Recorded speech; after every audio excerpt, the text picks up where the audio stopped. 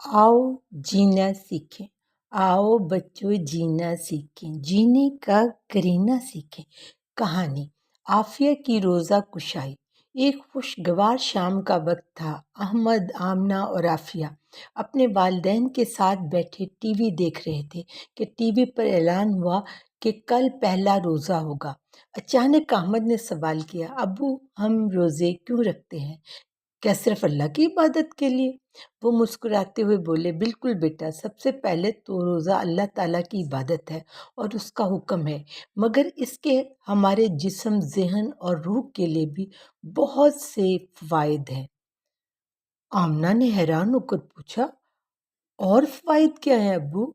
अब्बू ने समझाते हुए कहा, बेटा, सबसे पहला फ़ायदा तो ये है कि रोज़ा हमारे जिस्म को एक तरह से आराम देता है।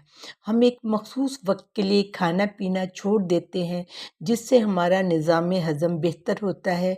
ये जिस्म को साफ़ करने में मदद देता है और हमारे मैदे को सुकून देता है। अम्मी जान ने बात को आगे बढ़ाते हुए कहा, और बेटा याद रखें, तिब्बी एतबार से भी रोज़ा बहुत फ़ायदेमंद है। साइंस ने साबित किया है कि रोज़ा रखने से जिस्म में मौजूद ख़राब मादे ख़त्म हो जाते हैं, वज़न कम होता है और दिल की बीमारियों के ख़तरात कम हो जाते हैं। इसके अलावा रोज़ा ब्लड शुगर और कोलेस्ट्रॉल को कंट्रोल करने में भी मदद देता है। आफिया, जो सबसे छोटी थी, मासूमियत से बोली, लेकिन अम्मी, अगर हम सारा दिन कुछ नहीं खाएंगे फिर इस तरह तो हम बहुत कमज़ोर हो जाएंगे।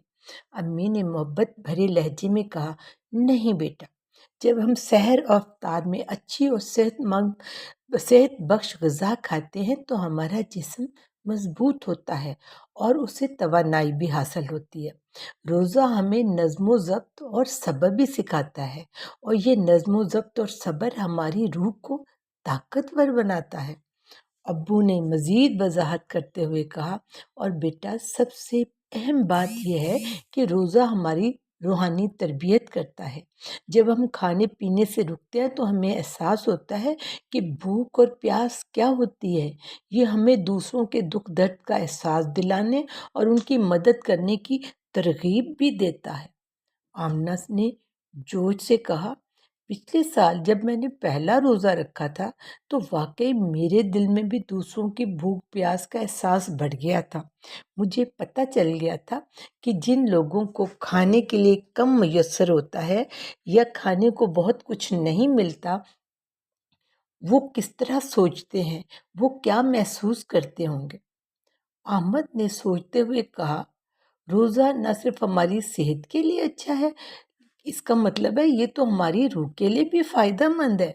आमना ने जोश से कहा, और इससे हमें सब्र और शुक्र भी सीखने को मिलता है। अम्मी ने मुस्कुराई और कहा, बिल्कुल बच्चों, रोज़ा अल्लाह की नेमतों की कदर सिखाता है और हम सबको एक बेहतर इंसान बनने में मदद देता है। आफिया ने खुश होकर कहा, कल मैं भी दिल से रोज़ा रखूंगी और फिर मैं भी अपने जिस्मानी और रूहानी फ़वाइद हासिल करूंगी। अब्बू जान और अम्मी जान हंसने लगे और कहा, इंशाअल्लाह ताला कल आफिया की रोज़ा कुशाई होगी। अहमद ने पूछा, रोज़ा कुशाई का क्या मतलब है मम्मा? तो मम्मा ने कहा, बेटा, जो बच्चा पहला रोज़ा रखता है तो हम उस रोज़े पे खुशी मनाते हैं और फिर उसका रोज़ा इत्माम से खुलवाते हैं। आफिया, अहमद और आमना खुशी से तालियां बजाने लगे और हंसते हुए सब ने कहा, इंशाअल्लाह कल आफिया भी रोज़ा रखेगी। सब ने मिलकर आमीन कहा और ये खूबसूरत बातचीत उनके दिलों में एक नई मोहब्बत और शऊर के साथ गूंजती रही।